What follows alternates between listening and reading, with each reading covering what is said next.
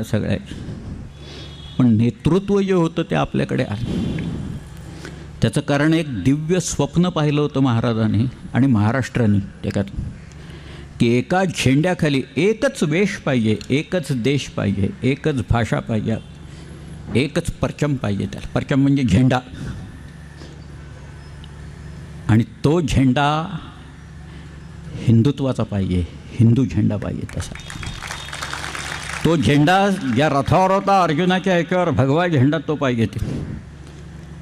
पण हिंदू म्हणजे मी म्हणतो ती व्याख्या सावरकरांची व्याख्या आहे. हा सिंधू सिंधू पर्यंत यस्य भारत भूमिका पितृभो पुण्यभोश्चैव सवय हिंदू रीती स्मृता, ही ती व्याख्या आहे. धर्मनिरपेक्ष व्याख्या आहे ती सगळ्याची. शिवाजीराजांच्या बाबतीत इथले लोक होते ना, मुसलमान होते ना, ते 10 लोकात इब्राहिम खान आहे की, पण तो इथलाच आहे, बाहेरचा नाही आहे तो आलेला. तुर्क नाही आहे तो. दक्षिणेची पातशाही दक्षिणेयांच्या हातात राहावी म्हणून शिवाजीराजांनी अलायन्स केला. आता मोठे मासे आलाय, येत आहेत बघा सगळे, पैसे इकडं टाकतायत, मॉल्स उभे राहत आहेत. त्याच्यातनं आपल्याला काय मिळणार आहेत? आमच्या लोकांना फक्त नोकऱ्या मिळणार आहेत, बाकी पैसे बाहेर राहणार आहेत सगळ्यात. काय ती डायरेक्ट इन्व्हेस्टमेंट वगैरे काय जे म्हणतात ना, काय DPI BPI वगैरे असतं, हे सगळं आता जे काही चाललेलं आहे सगळ्या ह्याच्यातनं, हे इथले पैसे बाहेर कसे न्यायचे ह्याच्यासाठी चाललेल्या प्रकारे हा सगळा आहे. भरपूर पैसे आहेत तिथं, मॉल उभे करा. शिवाजी राजांनी जे काही इथं केलं, तो जो परचम दाखवला, झेंडा त्यांनी दाखवला, एक दिशा दाखवली, आणि ती दिशा दाखवल्यानंतर मला आठवते, तुम्ही बहुतेक सगळ्यांनी पोसायडॉन ॲडव्हेंचर नावाचा एक पिक्चर पाहिला. अशाच्या अनेक पिक्चर्स आहेत, एकच नाही आहे. त्याच्यात ते जहाज कलंट, त्याच्यात एक रेव्हरंड असतो, बाकी सगळे लोक एका दिशेला पळत असतात. तो रेव्हरंड म्हणतो माझ्याबरोबर या तुम्ही, मी तुम्हाला बरोबर नेतो म्हणून. त्या रेव्हरंडच्या पाठोपाठ मुठभर लोक जातात. काही मुलं असतात छोटेसे, 2-3 बायका असतात, अजून 2-4 लोक असतात. ते त्या रेव्हरंडच्या पाठीमागं डोळे मिटून चालायला लागतात की हा माणूस नेईल आपल्याला. जहाज उलटं झाल्यामुळे तो जहाजाच्या तळाकडे जातो, कारण तळ वर आलेला असतो, त्यामुळे तो तळापर्यंत तिथं जातो. आणि ते जे शेवटचं दार असतं ना, तापलेलं असतं सगळं, आग लागलेली असते, ते रोल करत असतो, तो स्वतः लटकतो आणि तो असं फिरवत ते सगळं, त्याचे हात सोलतात, शेवटी तो रेव्हरंड पडतो आणि मरतो. दरवाजा उघडतो आणि तो वाट दाखवतो पुढं, ते कापून लोकांना बाहेर काढतात त्याच्यातनं. पण तो माणूस वाट दाखवणार आहे, तो माणूस आपल्याला जिवंत बाहेर काढणार आहे या संकटातनं. या एका आशेपायी लोक त्याच्या पाठीमागं जातात आणि चालत जातात. तसं आहे सर्टोरियसच्या पाठीमागं लोक चालले, शिवाजी महाराजांच्या पाठीमागं लोक चालतच होते. सर, हा माणूस नेईल आणि जे काही करेल ते उत्तमच करेल सगळ्याचं. शिवाजीराजांनी चुका त्याच परत केल्या नाही. आपला इतिहास गेल्या स्वातंत्र्यानंतरचा पाहिला तर त्याच चुका शेकडो वेळा आपण त्याच करतो अजून. We never learn from the mistakes. You must learn from the mistakes. चुका करा, चुका होणार, पण चुकीची पुनरावृत्ती नको. तुम्ही चुकातनं शिकत जायचं असतं. 23 किल्ले मिर्झाराजाला ज्या वेळेला दिले, त्याच्यानंतर आयुष्यात शिवाजीराजांनी अशी परत चूक केली नाही. शिवाजीराजांनी पन्हाळ्यावर हल्ला केला, 1000 लोक मारले गेले. Shivaji and his army was outnumbered by Adilshahi forces. 1000 people were killed in one night. परत चूक केली नाही त्याने अशी. He always learn from the mistakes. लोकांना हे सांगत गेले, ह्याचे धडे घालत गेले, नीती शिकवत गेले. आरमाराची निर्मिती केली, कशासाठी? किनारे सुरक्षित होण्यासाठी. आमच्याकडं आरमार आहे, नाहीतर रशियाला भरपूर पैसे देऊन त्यांच्याकडनं गंज चढलेली ती वर्षानुवर्षाची शिप्स आपण आणतो आहे इकडं, आणि आमचे किनारे सुरक्षित आहेत का? नाही. नाही तर हे प्रकरण मुंबईचं झालंच नसतं तिथं, ताज हॉटेल्स. तसं जर का असतं, कुठलाही देश असेल त्याच्या बॉर्डर सेक्युअर्ड पाहिजेत, त्याच्या बॉर्डर डिफाईंड पाहिजे, तिथं कायम लोक पाहिजेत. इथं कोस्टगार्डकडं आमच्याकडं साधे नॅव्हिगेशनल इक्विपमेंट नसती, अशी प्रकार आहेत सगळ्या. कोस्टगार्ड नावालाच आहे तिथं लोकांची. आणि वाटेल तसं इथं देश हा तुडवला जातो आहे. आणि आम्ही आमच्या संस्कृती एवढी मोठी होती, प्रगत होती, हडप्पा इथं होतं, मोहनजोदडो तिकडं होतं, श्रीराम इथं झाले, पार इंडोनेशियापर्यंत गेले आणि श्रीकृष्णाने भगवद्गीता सांगितली असं सांगत बसायचं सगळ्या याच्यातनं. शिकायचं मात्र काहीच नाही त्यातनं. प्लॅनिंग जसं आहे, ट्रेनिंग हा एक महत्त्वाचा भाग असतो. Shivajiraje use to impart training असं कोस्मिता गार्डनी लिहिलेलं आहे. 3 महिन्याचं ट्रेनिंग होतं ते लोकांना. काय होतं माहीत नाही, पण पहिली गोष्ट नक्की अशी असणार, पैसे खायचे नाहीत म्हणून. हे पहिलं ट्रेनिंग द्यायला पाहिजे त्याच्यामध्ये. बाकीचं असेल शस्त्र चालवणं बिलवणं, घोड्यावर बसणं, अमुक तमुक वगैरे सगळं असं. पैसे खाल्ले की मी हात तोडणार. ठीक. अहो मामाला पकडला स्वतःच्या, संभाजी मामा मोहित्याला तिथं जाऊन लाच घेतली म्हणून मामाला जाऊन पकडला. दिवाळीचं पोस्ट मागायला आलो आहे म्हणून महाराजांनी त्याला पकडून आणला तिथं सगळ्या. त्यालाही सोडला नाही त्यांनी. शिकायचं आहे शिवचरित्रातनं शिकायचं तर हे शिकायचं. फार गंमत असते ज्याच्यातनं. म्हणजे मला आठवतं आहे, आम्ही काही वर्षापूर्वी दिल्लीत व्याख्यानाला गेलो. बाबासाहेब पुरंदरे होते त्याला माझ्यावर. दिल्लीत वसंतराव साठे वगैरे सगळे त्यांनी भाषणं ठेवली होती. बाबासाहेब म्हणाले मी बोलणार नाही, आज निनादराव बोलतील म्हणाले सगळे. ते तुम्हाला मराठी आणखी दिल्ली यांचा संबंध काय होता आहे समजावून सांगते. ती भाषणं वगैरे झाली. खरं म्हणजे आम्हाला गावाला जायचं होतं मसुरीला. लोक म्हणाले रस्ता बंद आहे. म्हणजे नेहमीचा जो आपण रस्ता जो आहे मेरठवरनं जातो मुझफ्फरनगर, तिथनं रुरकीवरनं मग काय हरिद्वार ऋषिकेशवरनं डेहराडून वगैरे असा तो रस्ता बंद आहे म्हणाल. मी म्हटलं का बंद आहे? ते म्हणाले तुम्हाला माहीत नाही का? म्हटलं काय? म्हणाले खांद्यावर कावड घेऊन लोक हरिद्वारला गेलेले आहेत आणि 1 दिवस नाही, रस्ता 8 दिवस बंद आहे. म्हटलं 8 दिवस? पुण्यात आमच्याकडं पालखी येते ज्ञानदेवांची तुकाराम महाराजांची, एक संध्याकाळी थोडा वेळ बंद असतं. ते म्हणाले तुम्हाला कल्पना दिसत नाही आहे किती लोक तिकडे गेलेत. ते किती लोक गेलेत? मग ते म्हणाले 80 लाख लोक गेलेत तिथे. म्हटलं करतात काय 80 लाख लोक? ते म्हणाले हे तिथं जातात, तिथं त्या हरकी पोडीमध्ये स्नान करतात गंगेत. गंगाजल त्या कावडीत भरून घेतात आणि ती कावड जमिनीला न टेकता परत येतात. त्यांच्यासाठी वाटेत सगळी सोय केलेली असते, सगळे खाणं पिणं वगैरे सगळं असतं त्या लोकांना. आणि मग आपल्या गावाला येऊन तिथल्या शिवालयात जाऊन त्या शिवावर त्या गंगेच्या पाण्याचा जलाभिषेक करतात तिथे येऊन लोक. हे माझ्या मनात कल्पना अशी आली त्यावेळेला की 80 लाख लोकांच्या खांद्यावरनं कावडी काढून घेतल्याने, ह्यांच्या हातात बंदुका दिल्याने इकडे यायच्या ऐवजी तिकडे जा म्हणून सांगितलं. पण ते काय आपल्या कल्पना आपल्याकडेच राहतात, थोड्या त्या प्रत्यक्षात थोड्याच येतात सगळ्या. आम्हाला दुसऱ्या मार्गाने जावं लागलं. लोणी म्हणून एक गाव होतं वाटेत, पुढे शामली म्हणून गाव होतं. त्या लोणी गावाला आल्यावर मी म्हटलं अरे जरा थांबूया का इथं? लोक कोणाला कशाला थांबायचं? अरे म्हटलं इथं अब्दालीचा मुक्काम होता 20 दिवस. म्हटलं आपण बघूया इथं कुठंतरी काही दिसतं आहे का म्हटलं त्याचं. नाही म्हटलं कशाला काय ते वेळ कशाला घालवायचा आपण. म्हटलं काय वेळ घालवायला. मग आम्ही पुढं गेलो, गौरीपूर म्हणून लागलं. अरे म्हटलं इथं थांबा, इथं अब्दालीने नदी ओलांडली. म्हटलं सदाशिवर भाऊला नदीने ओलांडता आली, अब्दालीनं नदी ओलांडली. अब्दाली इकडं आला आणि कुंचपुरा आणखी दिल्ली याच्यामध्ये येऊन बसला. म्हटलं आपण थांबून बघूया. ह्यात ते म्हणाले काय नाही, आपण वेळ वगैरे वाया घालवायला नको, आपण पुढं जाऊ. असं करता करता शामली नावाचं गाव आहे. ते शामली आमची गाडी थांबली, पाऊस पडला होता. ते चिखलात आम्ही उतरलो, तेवढ्यात खूप लोक आले. क्या साहब क्या चाहिए क्या? अरे म्हटलं काय ते सांगा, मग सांगतो तुम्हाला काय. म्हटलं घोसगड कुठे आहे, इथं दिसतोय का घोसगड? तो म्हणाल साहब वो दूरी पर जो टिला दिख रहा है वही घोसगड आहे. म्हटलं सांगा. म्हटलं घोसगड कशासाठी तुम्हाला पाहिजे घोसगड? सांगू का म्हटलं आता. म्हटलं 1788 दिल्लीत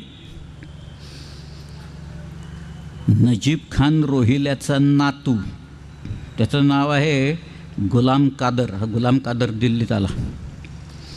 नजीब खानाचा मुलगा आहे, त्याचं नाव आहे जाबेता खान. जाबेता खान शीख झाला. त्याचा मुलगा हा गुलाम कादर हा दिल्लीत आला. सुरुवातीला चांगला वागला. एक दिवस त्याला काय वाटलं देव जाणे, त्यांनी बादशाला पकडला. बादशाला त्या आसनावरनं खाली खेचला. त्याच्या छातीवर हा बसला.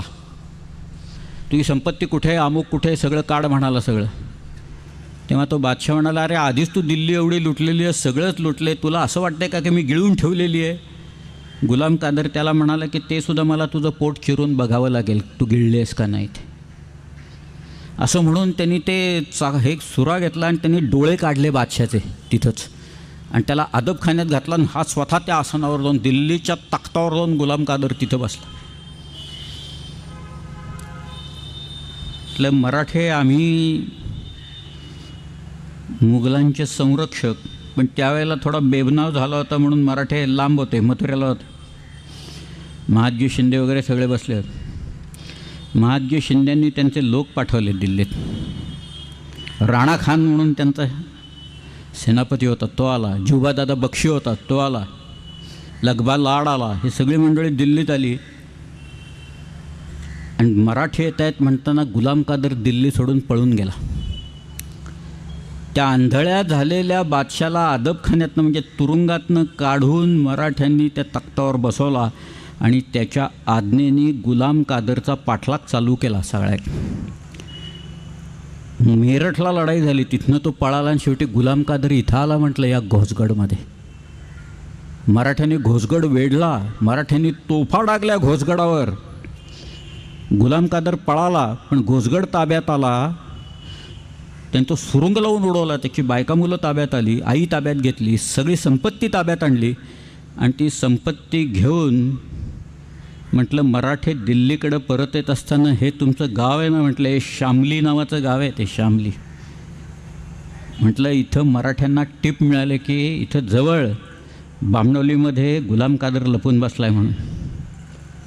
मराठ्याने जाऊन गुलाम कादरला पकडला. ती संपत्ती गुलाम कादरला बादशाच्या समोर आणून उभा केला आणि बादशाच्या आज्ञेनं गुलाम कादरचा शिरच्छेद केला. म्हणून बादशांनी मराठ्यांना त्यांचं निशाण दिल्लीच्या किल्ल्यावर लावायची परवानगी दिली. ते पुढची 15 वर्ष मराठी निशाण दिल्लीवर फडकत होते. तिथे 1803पर्यंत मराठी निशाण जनरल लेकनी इंग्रजांनी काढेस तोवर आपलं निशाण दिल्लीच्या किल्ल्यावर फडकत होतं. काय अचिव्हमेंट्स आहेत सगळ्या.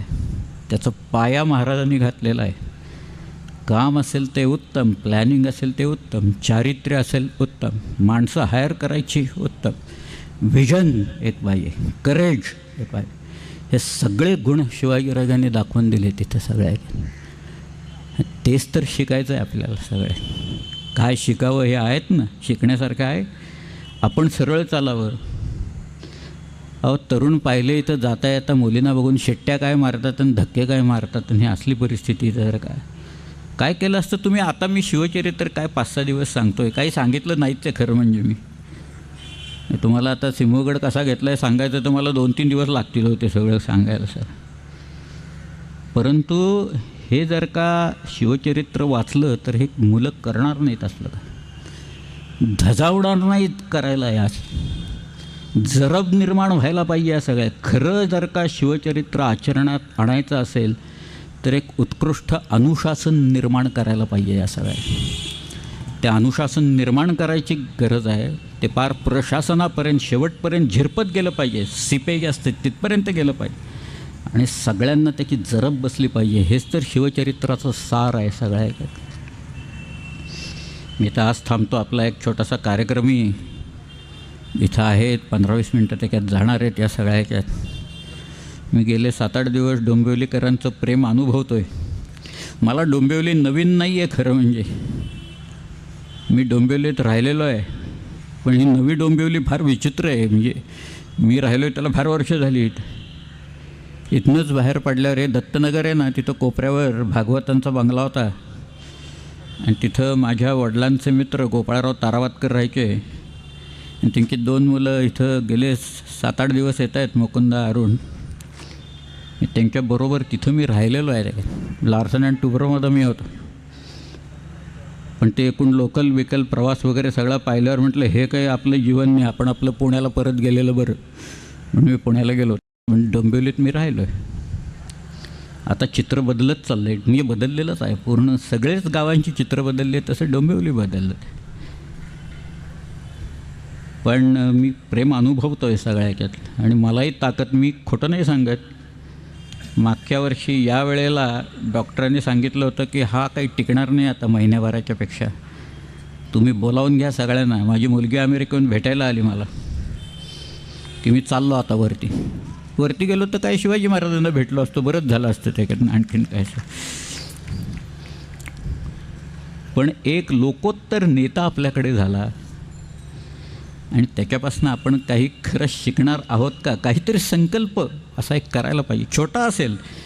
अगदी प्रत्येकाने मी एव्हरेस्टवरच जाणार असा संकल्प करायची गरज नाही आहे. सगळ्या छोटे छोटे गोल्स ठरवायचे, पण ते अचीव करायचे, पाठीमागं लागायचं ते. आणि एक पायंडा दुसऱ्या पिढीला द्यायचा. आज पुढच्या पिढीला देण्यासाठी काय हो आमच्याकडं, आम्ही काय सांगणार? पोरं म्हणतात तुम्ही कशाला सांगता इतिहास, वी आर ग्लोबल सिटिझन्स. त्याच्यातनं म्हटलं ग्लोबल सिटिझन्स असतात, तुम्ही जाताय तिकडे तेच चाललं आहे सगळीकडे, असं काय फरक आहे? पण आमच्याकडं आज अमेरिकेला काय इतिहास आहे? काही आहे का इतिहास त्या अमेरिकेला? त्यांचा असला तर ते रेड इंडियन्सचा इतिहास असेल सगळा, बाकी नाहीच आहे काही तिथे. पण ते क्रिएट करतायत. म्हणजे मला आठवतं आहे हे एवढ्या मोठ्या पाट्या, बरं काय हिस्टॉरिकल मॉन्युमेंट 100 किलोमीटर्स अहेड वगैरे अशा पाट्या आहे. म्हटलं छान काहीतरी किल्ला बिल्ला अमुक तमुक काहीतरी दिसतंय. आता एक 100 किलोमीटरवर आपण बघायचंच आहे. 50 किलोमीटरवर पाटी, 25वर पाटी, 10 किलोमीटरनंतर प्रत्येक किलोमीटरवर 9, 8, 7, 6 वगैरे सगळ्याच्यात. मग आम्ही ते एक्झिट घेतली, आलो. काय तिथं असावं, रेस्टॉरंट वगैरे चांगलं होतं, बाकी सगळ्या व्यवस्था होते. आणि एक सैनिक त्यांचा कोणतरी मेला तर त्याचा पुतळा तिथं होता फक्त, बाकी काही नव्हतं तिथे. त्यांच्या सिव्हिल वॉरमध्ये एक माणूस मेला, त्याचा पुतळा तिथं करून ठेवला. आणि आज आमच्याकडे इथल्या मातीत प्रत्येक ठिकाणी किती लोकांनी इथं जीव द्यावे. या स्वातंत्र्याच्या थंडीलावर आजवर किती लोकांनी आपलं रक्त शिंपण करावं. त्याच्यात याला सीमाच नाही आहेत. अजून एक सांगतो, हे कधी बदलणार आहोत का आपण याच्यातच राहणार आहोत सगळ्या याच्यात? अंदमान अँड निकोबार आयलंड्स आहेत ना, त्याचा सर्वे एका ब्रिटिश ऑफिसरनी केला. त्याचं नाव होतं आर्चिबाल्ड ब्लेअर, हे त्याचं नाव. 572 आयलंड्स त्यांनी लोकेट केलेली. अजून सगळ्या आयलंड्सना नावं ठेवलेली नाही आहेत. पण हे काय, हे हॅवेलॉक आयलंड, हे काय, हे नील आयलंड, हा बे कुठला, हा कॅम्बेल बे, अशी जी नावं आहेत, ही नावं कोणाची आहेत माहिती आहेत? आजही स्वातंत्र्य मिळून इतके वर्ष झाल्याच्या नंतर, 65 वर्षाच्या नंतर, 1857मध्ये ज्या ब्रिटिश ऑफिसर्सनी आपल्या लोकांच्यावर अनन्वित अत्याचार केले त्यांचीही नावं आहेत तिथं. त्या सेल्युलर जेलमध्ये मुसाई खानसारखे 50 मुसाई सिंग त्याच्यासारखे 50 वर्ष लोक सडले. मुसाई सिंगसारखे. तात्याराव सावरकरांनी 11 वर्ष तिथं काढले. भाऊ 2 जण आहेत, बाबाराव आणि ते, पत्ता नाही भावांचा एकमेकाला, आपण भाऊ आहेत आपले तिथं म्हणून. आणि ह्या सगळ्या लोकांची तिथं त्यांची काही स्मारकं नाहीत, काही नाहीत. आयलंड्सना तरी नावं द्या त्यांची, कुठं आहेत तिथं? का ती अजून ब्रिटिशीनं आले त्याच लोकांची मिरवणार? या हॅवेलॉकने केलेला एकच अत्याचार सांगतो, कापरं भरेल असे अत्याचार त्यांनी केले, त्यातलं एकच फक्त सांगतो. या हॅवेलॉक होता लखनौला. हा कुठं मेला ना ते ठिकाण बघायला मुद्दामून मी गेलो. 24 सप्टेंबर 1857मध्ये हॅवेलॉक जुलाब होऊन मेला तिथं. त्याच्यात बरं झालं म्हटलं, लेखाचा जुलाब झाले, त्याला चांगला हिसका दाखवला पाण्याने इथले त्याला. पण या हॅवेलॉकने, हेनरी हॅवेलॉक आणि त्याचा भाऊ दोघंही होते, या हेनरी हॅवेलॉकनी इथं आपले लोक मारले आणि दुसरे लोक येतील त्यांना यांचं रक्त चाटायला लावलं आणि नंतर गोळ्या घातल्या यांना. त्या हॅवेलॉकचा पुतळा ट्रॅफल्गर स्क्वेअरमध्ये होरॅशियो नेल्सनच्या शेजारी उभा केला इंग्रजांनी. आणि आपल्याकडे हे सगळे जे लोक आहेत, किती जणांची नावं मला सांगतायत लोक आज सेल्युलर जेलमध्ये सडलेले लोक आहेत, त्यातले 10 जणांची तरी नावं कोणी सांगेल? बघा ते अशी परिस्थिती आपल्याकडे की सगळ्या. हे बदलायला पाहिजे. जेव्हा प्रत्येक गोष्टीत बदल होतो, कुठनं तरी सुरुवात व्हावी लागते त्याला. आणि तो जर का बदल झाला तर दुसऱ्या पिढीला आपण काहीतरी आपल्याकडनं दिलं आहे असं निश्चितपणे वाटेल. आणि तेच तर आपल्याला शिकायचं आहे शिवचरित्रात. आज सदानंदराव थरवळ आज आलेत, आमचे नितीनराव मटंगे, त्यांचे सगळे सहकारी, यांना मी मनापासून धन्यवाद देतो. एक साऊंड सिस्टम अतिशय चांगली आहे, त्याचा फार मोठा परिणाम असतो. त्याच्यावर खूप गोष्टी ॲकॉस्टिक्सवर अवलंबून असतात, म्हणून मी सांगतो. मला अनुभव आहे या सगळ्याचा. तर मध्येच आवाज जातो असलं वगैरे असलं काही नाही. ते फार छान त्यांनी व्यवस्थित अरेंजमेंट केली होती. एकूण सगळीच व्यवस्था चांगली होती. त्यामुळे मी सगळ्यांना मनापासून धन्यवाद देतो. एक भूषणाचा एक छंद म्हणतो आणि मी थांबतो. फार सुंदर छंद आहे, अत्यंत माझ्या आवडीचा आहे तो. भूषण असं म्हणतोय, ब्रह्म के आनन से निकसे ते अत्यंत पुनीत तिहू पुरबानी. राम युधिष्ठिर के बरने बल मी किहु व्यास के संग सुहानी. भूषण यो कलिके कवि रायन रायन के गुण गायन सानी. पुण्य चरित्र शिवा सर्जे सर न्हाय पवित्र भय पुनिबानी. त्याचा अर्थ असा आहे, ब्रह्मदेवाच्याच मुखातनं निघाल्यामुळे ही वाणी तिन्ही लोकात अत्यंत पवित्र आणि पावन आहे. राम आणि युधिष्ठिर यांचं वर्णन केल्यामुळे वाल्मिकी आणि व्यास यांची वाणी पावन झाली. नंतर तो स्वतःबद्दल म्हणतो आहे की या कलियुगातल्या इतर नृपनरेशांचं वर्णन केल्यामुळे माझी मलिन झालेली वाणी हे शिवाजी राजा तुझं वर्णन केल्यामुळे परत पवित्र पावन झालेली आहे.